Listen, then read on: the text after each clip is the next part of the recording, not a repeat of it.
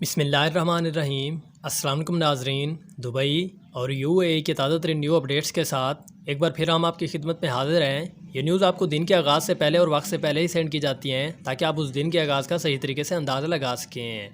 آج 11 مئی 2020 ہے اور رمضان المبارک کا 18واں روزہ ہے، اور اگر آپ چاہیں تو یہ نیوز اپنے دوستوں کے ساتھ بھی شیئر کر سکتے ہیں تاکہ ان کو بھی دبئی اور UAE میں ہونے والی نئی اپڈیٹس کا سب سے پہلے پتہ چل سکے۔ تو سب سے پہلے UAE میں کرونا وائرس کی نیو اپڈیٹس کے بارے میں بات کرتے ہیں۔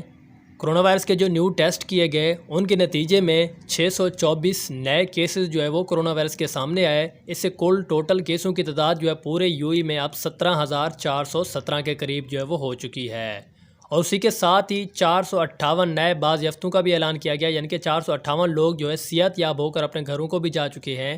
اسی طرح صحت یاب ہونے والوں کی تعداد پورے UAE میں 4,295 کے قریب جو ہے وہ بھی پہنچ چکی ہے، اور اسی کے ساتھ ہی 11 اموات کا بھی اعلان کیا گیا ہے کہ اس موذی مرض کرونا وائرس کی وجہ سے 11 مریض جو ہے وہ بھی انتقال کر چکے ہیں، جس سے پورے UAE میں ٹوٹل انتقال کرنے والوں کی تعداد جو ہے اس موذی مرض کی وجہ سے 185 کے قریب جو ہے وہ بھی پہنچ چکی ہے۔ UAE حکام نے یہ واضح کیا ہے کہ کرونا وائرس کے مریض کے صحت یاب ہونے کے کیسز میں بتدریج ڈیلی بیسس پر اضافہ ہو رہا ہے، جو کہ پورے UAE والوں کے لیے بہت ہی خوشی کی خبر ہے۔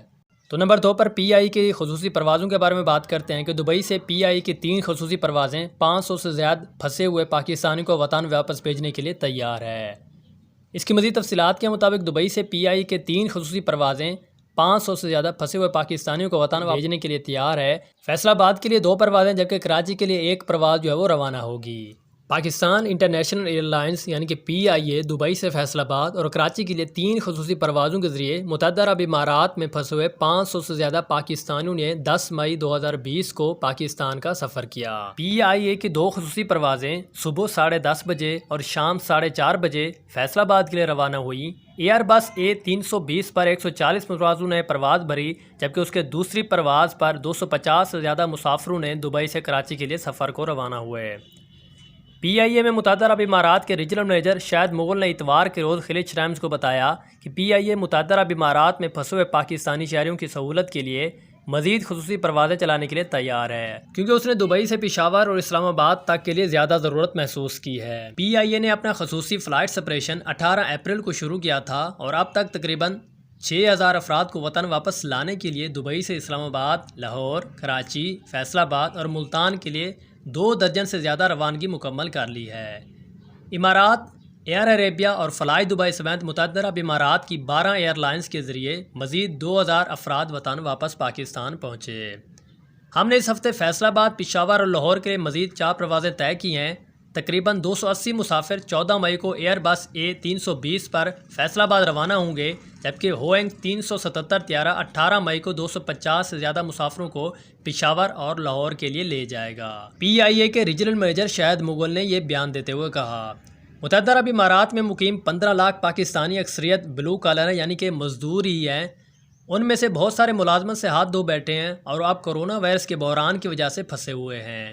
پاکستانی حکومت متحدہ عرب امارات کے حکام کے ساتھ رابطہ کر رہی ہے تاکہ وہ اپنے شہریوں کو امارات سے وطن واپس لانے کے لیے خصوصی پروازوں کے انتظامات جلد ہی کرے۔